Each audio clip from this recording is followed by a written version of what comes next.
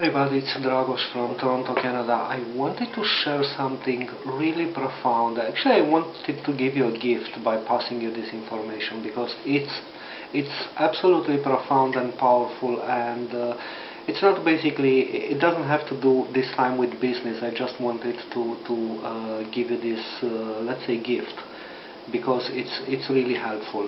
So I wanted to share with you the information about the 7 mirrors of relationships. So this is an information that goes back way in time, in the old ancient times, especially when we think about the mystery school. It is a saying in some documents actually. It is mentioned that even Mother Mary, Joseph,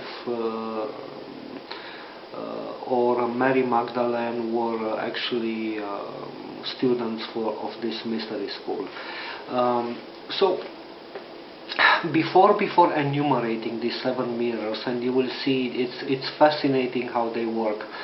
I just wanted to mention that Greg Braden, and I will also put the link that will lead to his video. It's a long video, it's about 2 hours, and he explains in detail. He has a workshop on YouTube about how the 7 mirrors work.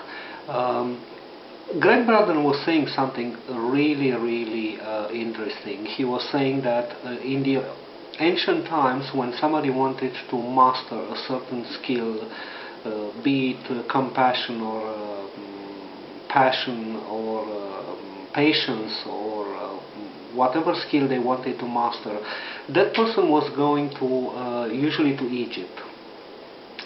And that person was meeting with a master, and the master was actually instructing and preparing that person, and that person was supposed to spend from a few months to a few years in certain rooms in certain temples, and those rooms were actually built so that they will reflect and provide all the energy necessary for that person to master that specific skill. Now, what is interesting in nowadays, in our times, because we live in exciting times, and this is what Greg Braden was saying, that we don't have to go to temples anymore. We are given the opportunity to, and it's at our hand basically, to master any skill using a certain platform, learning platform, and that platform is actually the relationships. So the persons we interact with, be they parents, neighbors, co-workers, friends, all these persons will help us to master certain skills because we all mirror each other. We are mirrors to other person, and other persons are mirroring back to us. Why has happened this? Because we live in a world that basically the consciousness creates reality. So this is the reason why the mirroring works so fantastic. I don't want to get into details about the quantum physics and stuff like this, which is very valid in my opinion. I want to go actually to the 7 mirrors now. The mirror number 1 reflects exactly that which we are. So whatever thoughts we have, vibration we have, feelings we have about the world, about ourselves, everything will be mirrored back to us by certain persons, not by all persons, not necessarily, but it will be mirrored back to us by those specific persons that will be able to impact us to the maximum. So this is a huge opportunity overall. These 7 mirrors give us the opportunity to become aware of certain things that we need to learn, work on them, or recover some of them, and so on. You will understand more once I will go in a bit of detail and enumerate the next set of mirrors. So the mirror number 1 was the mirror that reflects exactly how we are. The mirror number 2 is basically the mirror that reflects back to us what we judge. Whether it's about a person or whether it's about an attitude or a culture, or everything that we judge will be reflected back to us again by certain persons. We don't know ahead of time who are those persons, but those persons will be the persons that will have the most profound impact to us. And the reason why it happens this way is because we need to be impacted and learn, become aware, to be brought all these things into our awareness, so that we are ready to work on them and to notice them. They don't have to just pass away. The mirror number 3 is about, it reflects back to us what we have lost, gave away, or it was taken away from us. Sometimes it's about the innocence, sometimes it's about the purity of the child, or whatever other thing we have lost, or it was we gave away in exchange of getting something else, because sometimes we do, many times we do in life, we are ready to trade and give something in exchange of getting something else. And this mirror, the third mirror, is bringing us into awareness that we need to do something about recovering that thing that we lost or we gave away, or the thing that it was taken away from us without, let's say, our permission. Let's go to mirror number 4. The mirror number 4 is about what we have. It's about the forgotten love. Let's put it this way: the forgotten love. And this many times goes to the past lives, when we had a certain relationships and we jumped to some wrong conclusions, or we made some radical decisions, and they were not necessarily the right decisions that were serving us and the other person. And we are given the opportunity lifetime after lifetime to work on this and to basically correct this mistake.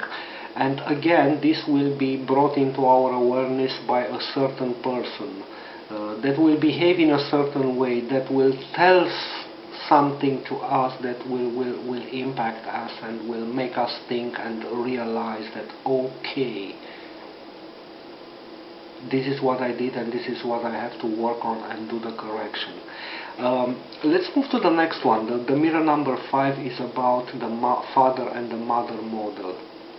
We as children learn from our parents, and we are of course directly impacted and influenced by our parents. We learn good things or bad things. I should say more things that are serving us to grow and learn, or things that are giving us difficulties in learning and growing.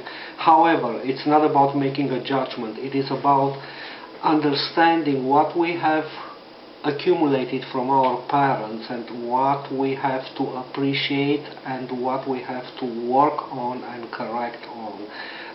Some people have the tendency, and many have the tendency, to even go and connect and have a life partner that behaves or has certain personality traits from their parents, especially because of the same reason. They need to be brought into their awareness, the father-mother model, and to work on what they are supposed to work and correct, and also to notice what they have to really appreciate and use for their own sake. The next one, the mirror number 6. The mirror number 6 is about the dark night of the soul, or the quest of darkness. So this is really tough, and everybody experiences usually once in a lifetime, in that specific lifetime, and it is usually brought to us by a person that we give the whole trust and love, and that person will put us in a position, or will challenge us at the deep levels, because we get this opportunity, this dark night of the soul, because now we are ready to work on it, and once we work on it and get over it, then we have a huge, let's say, leap of growth. This is a huge opportunity for us to jump to a higher level. Because there is a saying all over the world that God doesn't give us more than we can handle, and God doesn't give us something to deal with when we are not ready to do that. So this is the dark night of the soul, and I remember that Greg Braden was coming up with an example from his life when he met a guy who was, funny enough, born in the same day and month, and I think in the same year, and they became associates, and that person challenged him a lot, and someday he took all his money from the bank account, emptied his bank account, and disappeared forever, and stuff like this. So that was the sixth mirror, the dark night of the soul, that reflects the quest of the darkness. The last one, let me see how exactly is formulated here. Yeah, the self-perception. The self-perception, so basically the seventh mirror is that mirror that reflects to us the self-perception. So whatever we perceive ourselves, whether it's about the self-image, but overall how we feel about ourselves, how we respect ourselves, how we love ourselves, everything will be reflected by certain persons that will have the capacity and the gift to impact us a lot and to bring into our awareness information, tangible and visible information about our self-love, self-respect, self-image, etc. Because again, now we are ready to work on that stuff. So I hope these 7 mirrors, and it is fascinating because you don't need to spend anything, or you have just to understand when you interact with a person and usually something weird happens, or you feel impacted in not necessarily in a positive way, and you ask yourself, why did this happen? I don't know, I don't even know that person, or I trusted that person. Why did he or she do these things to me? It's actually a help, it's actually a stepping stone for our growth. And if we get to that level of understanding and to get over, you know, the disappointment, and just take it as a lesson and even appreciate what that person has provided us, what that person has helped us with to learn and grow, that would be absolutely wonderful. So these 7 mirrors are really fascinating. This is what I wanted to share with you. If you go to my blog, you will find additional information. I will copy-paste an article that I found on a website. It's really well written. I don't have to rewrite again this information, and I will also put a link that will lead you to Greg Brothers' video if you want to watch that 2 hours video, which is in detail, and it's really, yeah, a great workshop, because yeah, Greg Braden is a famous spiritual teacher, so to say. So this was for today, my friends. Have a wonderful, wonderful day, and I'll see you tomorrow with another video. Bye for now.